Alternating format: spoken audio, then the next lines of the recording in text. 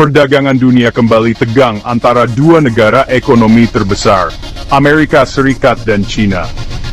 Bibit perang dagang ini ditanam bertahun-tahun lalu, ditandai dengan tuduhan praktik perdagangan yang tidak adil dan pencurian kekayaan intelektual. Pengenaan tarif oleh pemerintahan Trump pada tahun 2018 menandai peningkatan yang signifikan.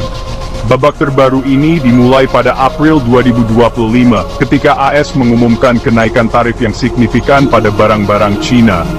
Tarif rata-rata impor Cina naik menjadi 104%. Langkah ini, kenaikan 60% dari tarif yang ada, langsung mendapat kecaman dari Beijing. Kementerian Keuangan Cina menyebut tarif AS sebagai provokatif, menuduh AS melanggar hukum perdagangan internasional. Panggung telah diatur untuk pembalasan dan China tidak ragu untuk merespons. AS berpendapat bahwa China telah diuntungkan dari persaingan yang tidak seimbang, merugikan bisnis dan pekerja Amerika. Namun, kritikus berpendapat bahwa tarif pada akhirnya dibayar oleh konsumen Amerika, yang menyebabkan harga lebih tinggi dan ketidakpastian ekonomi. Tanggapan China cepat dan tegas. Pada 10 April 2025, China mengumumkan tarif balasannya sendiri. Tarif ini yang menargetkan berbagai barang AS, ditetapkan pada tingkat rata-rata 85%. Konsumen China sekarang menghadapi harga yang lebih tinggi untuk barang-barang Amerika, mulai dari kedelai dan daging babi hingga mobil dan elektronik. Demikian pula, bisnis Amerika merasakan kesulitan karena permintaan China untuk produk mereka berkurang. Perang dagang saat ini terjadi dengan latar belakang ketegangan geopolitik yang lebih luas antara AS dan China. Kedua negara semakin berselisih mengenai isu-isu seperti Taiwan, Laut Cina Selatan, dan hak asasi manusia. Beberapa analis berpendapat bahwa perang dagang hanyalah gejala dari persaingan yang jauh lebih dalam. Pemerintah AS berpendapat bahwa langkah-langkah ini penting untuk melindungi pekerjaan dan bisnis Amerika dari praktik perdagangan China yang tidak adil. Mereka menunjukkan surplus perdagangan China yang besar dengan AS, menuduh China melakukan manipulasi mata uang dan pencurian kekayaan intelektual. Namun, pendekatan AS telah menuai kritik dari berbagai pihak. Kritikus berpendapat bahwa tarif pada dasarnya adalah pajak bagi konsumen Amerika, yang akhirnya membayar harga lebih tinggi untuk barang. Mereka juga berpendapat bahwa tarif merugikan bisnis Amerika yang bergantung pada komponen impor dari China. Alih-alih mengembalikan pekerjaan manufaktur, atau memaksa China untuk mengubah praktik perdagangannya, tarif tersebut terutama berfungsi untuk meningkatkan ketegangan. Perang dagang telah menimbulkan ketidakpastian di pasar global, mengganggu rantai pasokan, dan mengurangi investasi bisnis.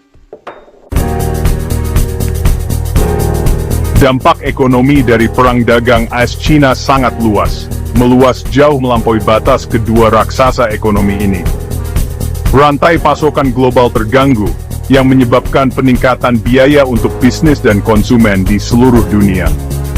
Dana Moneter Internasional, IMF, telah memperingatkan bahwa perang dagang dapat mengikis sebagian besar pertumbuhan ekonomi global. IMF telah mendesak kedua belah pihak untuk mengurangi ketegangan dan menemukan solusi yang dinegosiasikan. Perang dagang juga berkontribusi pada meningkatnya inflasi secara global. Tarif, dengan meningkatkan biaya barang impor, mendorong harga untuk konsumen.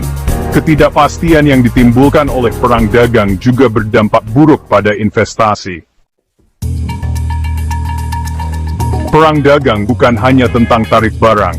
Ini juga menjerat sektor teknologi, dengan kedua negara memberlakukan pembatasan pada perusahaan dari pihak lain.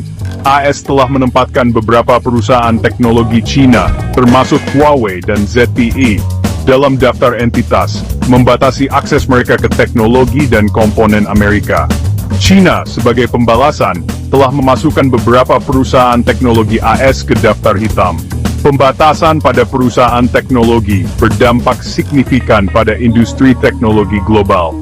Perang dagang memaksa perusahaan untuk memikirkan kembali rantai pasokan mereka dan mempertimbangkan relokasi fasilitas manufaktur. Persaingan teknologi antara AS dan China kemungkinan akan meningkat di tahun-tahun mendatang. Perang dagang yang meningkat antara AS dan China mengirimkan gelombang kejutan melalui lanskap geopolitik global. Perselisihan tersebut memperburuk ketegangan yang ada antara kedua negara adidaya, menimbulkan kekhawatiran tentang perang dingin baru. Perang dagang juga merusak sistem perdagangan internasional berbasis aturan. Retorika nasionalistik telah meningkat, sehingga lebih sulit untuk menemukan solusi diplomatik. Potensi eskalasi lebih lanjut menjadi perhatian utama. Kedua negara telah mengisyaratkan tindakan lebih lanjut yang dapat mereka ambil. Semakin lama perang dagang berlanjut, semakin besar risiko resesi global. Perang dagang AS-China adalah isu yang kompleks dan beraneka ragam tanpa solusi yang mudah. Kedua belah pihak bersikeras, sehingga sulit untuk membayangkan jalan menuju deeskalasi. Perang dagang kemungkinan akan berlanjut di masa mendatang, memberikan bayangan panjang atas ekonomi global. Menemukan cara untuk hidup berdampingan secara damai dan mengelola persaingan mereka akan menjadi salah satu tantangan yang menentukan di abad ke-21. Dunia menyaksikan dengan cemas ketika kedua negara adidaya ini menavigasi medan yang berbahaya ini. Perang dagang menyoroti perlunya sistem perdagangan internasional yang lebih kuat dan berbasis aturan.